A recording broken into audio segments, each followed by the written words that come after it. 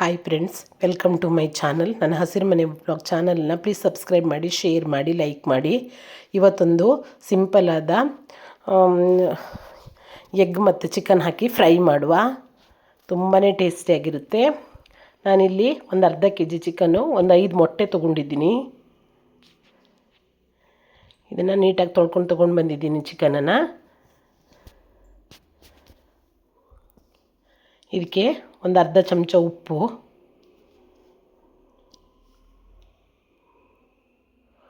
ಒಂದು ಅರ್ಧ ಚಮಚ ಆಗುವಷ್ಟು ಅರಿಶಿನ ಪುಡಿ, ಇಷ್ಟನ್ನು ಹಾಕಿ ಚೆನ್ನಾಗಿ ಮಿಕ್ಸ್ ಮಾಡಿ ಇಟ್ಕೊಳ್ಳುವ. ನಂತರ ಇದನ್ನು ಫ್ರೈ ಮಾಡೋದಕ್ಕೆ ಒಂದು 2 ಈರುಳ್ಳಿ, ಒಂದು 2 ಟೊಮೆಟೊ, ಒಂದು 4 ಹಸಿಮೆಣಸಿನ್ಕಾಯಿ, ಸ್ವಲ್ಪ ಕರಿಬೇವು ಸೊಪ್ಪು ತೊಗೊಂಡಿದ್ದೀನಿ.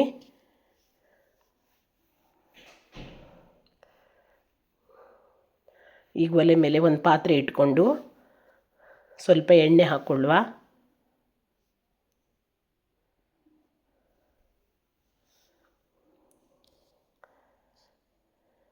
ಎಣ್ಣೆ ಬಿಸಿ ಆದಮೇಲೆ ಟೊಮೆಟೊ, ಈರುಳ್ಳಿ ಮತ್ತು ಹಸಿಮೆಣಸಿನ್ಕಾಯಿ, ಕರಿಬೇವನ್ನ ಒಟ್ಟಿಗೆ ಹಾಕ್ಕೊಳ್ಳುವ.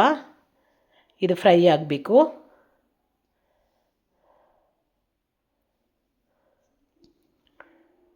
ಇದು ಚೆನ್ನಾಗಿ ಫ್ರೈ ಆಗಬೇಕಿದು.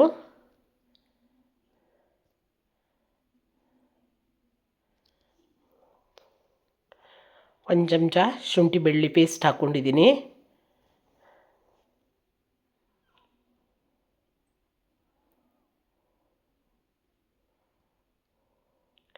ನಂತರ ಇಲ್ಲಿ ನಾನು ಒಂದು ಚಮಚ ಸ್ವಲ್ಪ ಮುಚ್ಚಿಟ್ಕೊಂಡು ಬೇಯಿಸ್ಕೊಂಡ್ಮೇಲೆ ಸ್ವಲ್ಪ ಗರಂ ಮಸಾಲ ಪುಡಿ ಮತ್ತು ಸ್ವಲ್ಪ ಚಿಕನ್ ಮಸಾಲ ಪುಡಿ, ಒಂದು 2 ಚಮಚ ಖಾರದ ಪುಡಿ ಸಹಿತ ಹಾಕ್ಕೊಂಡಿದ್ದೀನಿ.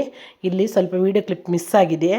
ನಾನು ಅದರ ನಂತರ ಸ್ವಲ್ಪ ಫ್ರೈ ಆದಮೇಲೆ 5 ಮೊಟ್ಟೆ ಹಾಕ್ಕೊಂಡು ಕೂಡ ಸ್ವಲ್ಪ ಫ್ರೈ ಮಾಡಿಕೊಂಡು ಆನಂತರ ಚಿಕನನ್ನು ಸೇರಿಸ್ಕೊಂಡಿದ್ದೀನಿ.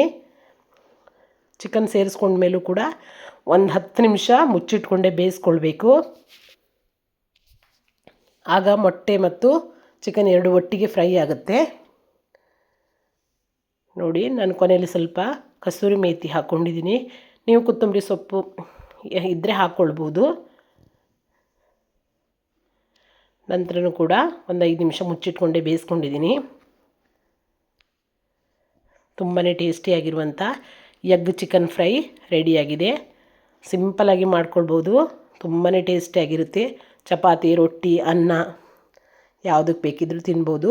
ದೋಸೆಗೆಲ್ಲ ತುಂಬಾ ಟೇಸ್ಟಿಯಾಗಿರುತ್ತೆ. ಒಂದ್ಸಲ ಟ್ರೈ ಮಾಡಿ ಹೇಗಿದೆ ಅಂತ ನನಗೆ ಹೇಳಿ. ಮತ್ತೊಂದು ವಿಡಿಯೋದೊಂದಿಗೆ ಮತ್ತೆ ಸಿಗ್ತೀನಿ. ಬಾಯ್.